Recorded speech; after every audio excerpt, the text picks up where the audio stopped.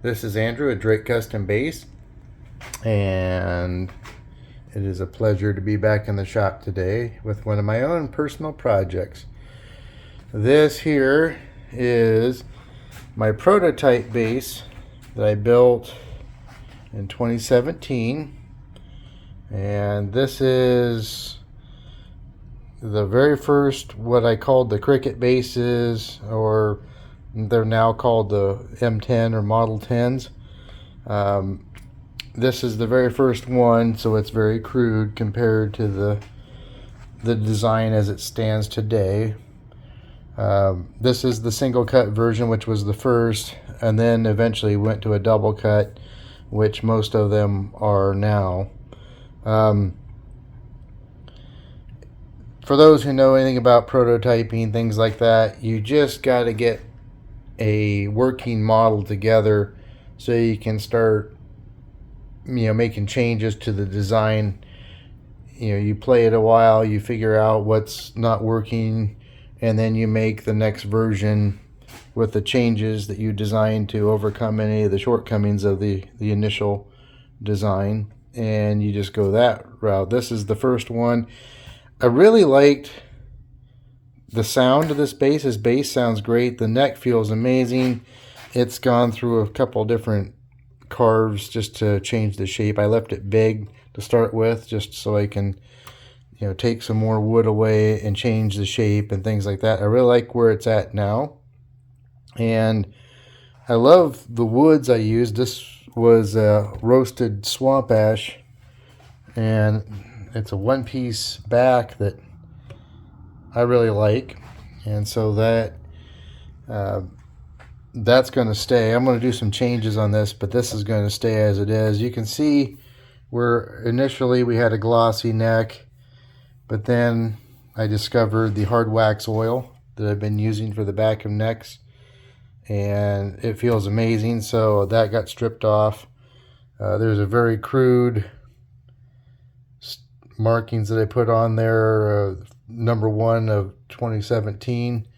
Like I said, this was never designed to be sold, so it has some things were pretty crude in it. I did use nicer woods because I wanted to get an idea of the tone, using woods that I would normally use in the shop, so I didn't make this out of plywood or some crap wood.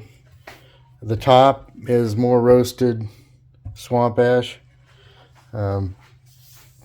I didn't seal the grain on this, and you can actually see it. I kind of wanted to have a little bit of a rougher texture and everything at the time, and then I end up glossing it. I might change that in this iteration here. I really did think about taking it apart, slicing this off just under the top, taking the neck out, slicing underneath the line of the binding, and then retopping this with something else. And that might be something this is my experimental base.